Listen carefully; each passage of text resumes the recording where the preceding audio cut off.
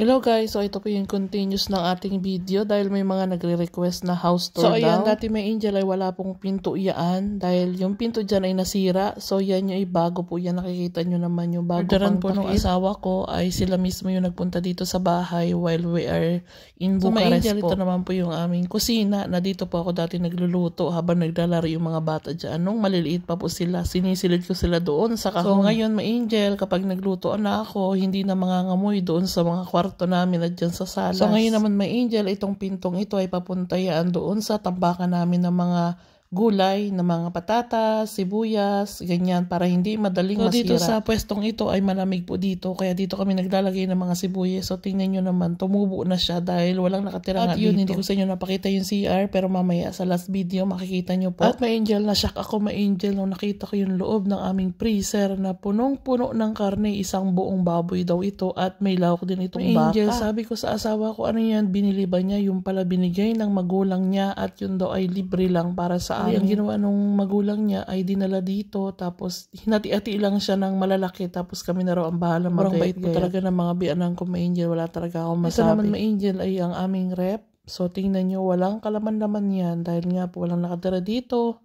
Tapos tingnan din natin yung freezer sa ilalim.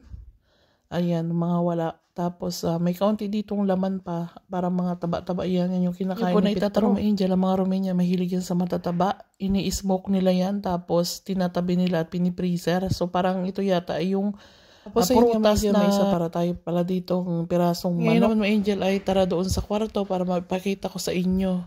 So, yung last na punta nila dito, ito yung sila Petro saka yung mga bata ang natulog dito. So, may angel, ito yung kauna-unahang cabinet pala na nabili namin simula nung tumira ako dito at iniwan ako dito ng asawa ko. Alam nyo naman may angel, diba na nagpunta na ng Iceland yung asawa ko nung dinala ko dito. Ito naman may angel ay parang dressing room namin ito. Tapos itong pintong ito ay papunta yan sa underground. So, yan may angel, makita nyo. Parang napakita ko na yata yan sa dati kong video, pero ayan, may angel, malinaw. Yan yung underground namin at may baba pa yan doon sa ilalim ng butas na yun may angel. Doon yung tambakan ng mga patatas, ng mga prutas, basta yung mga tambakan ng pwede mong gawing wine para ma-preserve siya doon at hindi siya masira. So yung may angel, balik na tayo. Punta naman po tayo doon sa kabilang kwarto. Ayan, so ito yung kwarto namin. Malawak po kasi yung ginawang kwarto ni Petro. Kaya kung tutuusin, pwede pong gawin 3 room ito, may angel. Kaya lang, hindi ko talaga alam kung bakit golpe ang lalaking kwartong ginawa niya. May angel, itong room ito ay para sa mga bata.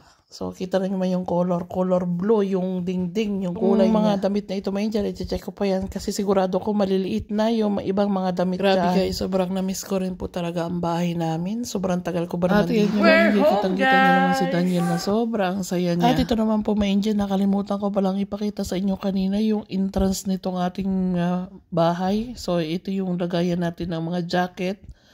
At yung mga alamesa tuloy yung ating sapatos. Yan. Yung mga chinelas. So medyo bali CR na lang pala yung hindi ko pa napapakita sa inyo. Pero mamaya punta tayo angel, tayo muna ay mag-upload pala ng kaunti sa TikTok. Pwede nyo panoorin yan kung gusto nyo. May TikTok din po pala kami may angel. At sabi sa akin po pala ni Petro ay pumunta raw muna po ako sa pag-grocery at bumili ako ng mga wala dito sa bahay. Kaya yan, stop muna tayo ng pag-TikTok at pumili muna tayo para makapagluto din ako. So hindi ko inaasahan may angel, nakita ko po yung pusa na nailagaan ko ng mga ilang linggo sa bahay namin. At nakakatawa may angel, kilala pa rin niya ako. At ito na nga po pala may angel, papakita ko na sa inyo yung toilet natin. May angel, simple lang po ang aming toilet. Yan, ito yung heater natin kasi nga alam nyo na malamig dito sa lugar na to. May lavatory tayo, may bidet, yung CR natin at yung shower natin area. So yun may angel, pinapalis tayo na Jacob kasi gagamitin daw niya ang CR. May angel, sana nag-enjoy po kayo sa video namin at yung house tour natin na request nyo. May angel yung labas naman at yung attic. So paano may angel, hanggang dito na lang po. Sana nag-enjoy kayo sa video ito. Don't forget to like, comment, and share this video. Bye!